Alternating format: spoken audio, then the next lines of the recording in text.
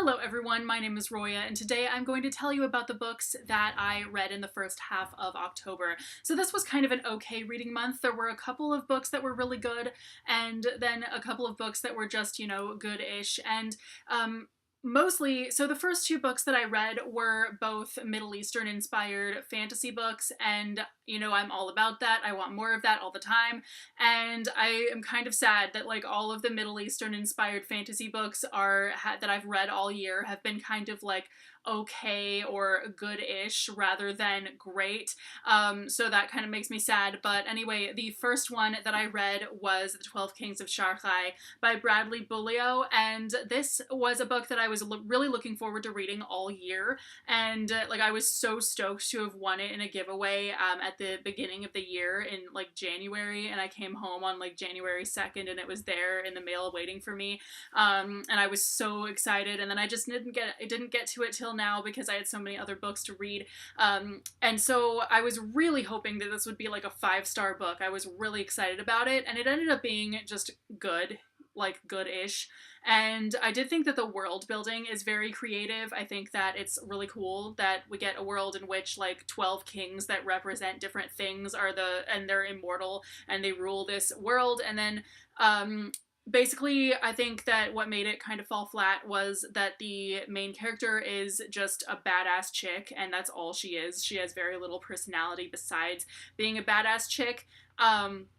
Like, she very much reminded me of Vin from Mistborn, because, like, really, she, like, most of what she is, like, most of what kind of character she is in this entire book is just a badass chick, and that's it, kind of. And so I really wanted kind of more character development.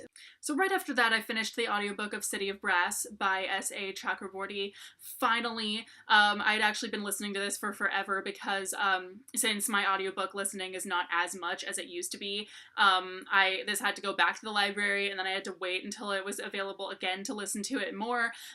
So this was the other Middle Eastern inspired fantasy book that I was really hoping would be really amazing, and it ended up being just okay. So mostly, I feel like it just was a lot more formulaic than I was necessarily expecting. I was expecting some kind of really unique setting and everything, but it ended up being basically, instead of like Fae or whatever other immortal race, we get Devas instead, and it's basically the same, just the same old formulaic stuff. But I will say that the last third of the book did really pick up, and I did really enjoy that a lot better than the first like 2/3 of the book.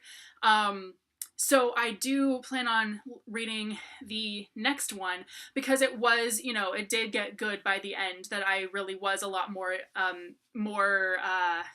invested in the characters and all kinds of stuff.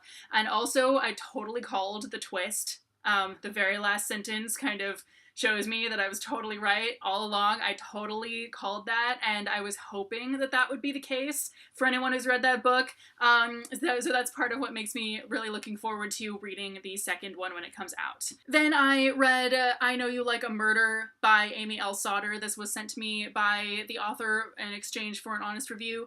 So I will have a full video review up of this soon. This is a crime story that it's really short. It's only 60 pages. It's a short story. And basically it's a murder that takes place in a theater, as part of a theater production, and we have to figure out who it was out of the whole cast. This was a pretty good story for as short as it was, and I think it was really creative. We get these cool illustrations that introduce each character, all of that, but I think that while each character had the motivation to dislike this really annoying girl, I don't think that any of these people really had a motive to kill her, and that's kind of what made it fall flat, because I wasn't really expecting any of them to have been the murderer because there just wasn't enough of a motive. And so I thought that's kind of so the twist ended up being somewhat not twisty enough. And then I read an ebook this month as well, The Lost Queen by Signy Pike. This is a historical fiction about a Scottish queen, basically, who didn't get to marry who she wanted to, so she had to go somewhere else, blah de blah de blah, all kinds of stuff happened. And it's told kind of in with a backdrop of sort of Camelot. It's sort of almost like an Arthurian retelling, except it's historical fiction in Scotland as well. So it's not really the same. So really the author did also kind of make it her own. So this was a very interesting story that I really liked. I really enjoyed reading it. It took a while to kind of get into the story at the beginning, but it was a very enjoyable read. I think if you like historical fiction at all, you would really enjoy this book. And finally, this half of the month, I read Girls of Paper and Fire by Natasha Ngan. This is a really good book. This is probably my favorite read of the month so far.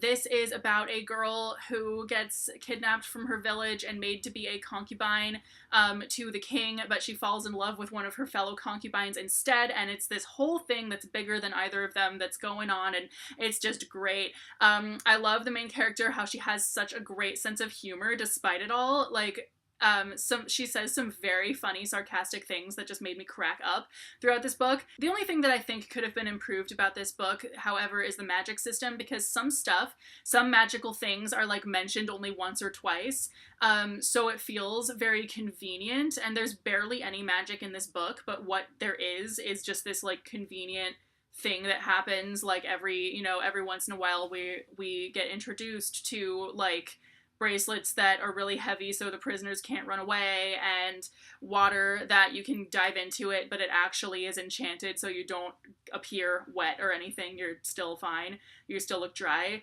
That stuff, it just popped up every once in a while, and we're not given any sort of actual magic system throughout the story, so I think that could have been handled a little bit better. Also, there is a lot of talk of sex in this, obviously, since they're concubines, and so they start dancing around the whole subject of like non-consensual sex, and since this is a YA book, I kept thinking, how much longer are they gonna how are they gonna handle the topic of like non-consensual like shit when it comes up? Because eventually it's gonna get there. And then when it did get there, it was handled very well, I think, for a YA novel. But I will say that if you are triggered by rape, then I would watch out for the stuff that happens in this book. However, it is handled very well at the same time. So anyway, those are the books that I read in the first half of October. Let me know what your thoughts are. If you've read any of them, plan to read any of them, any of that stuff, let me know in the comments. Let me know what book you have enjoyed the most so far this month yourself, and I will see you very soon with a new video. Bye!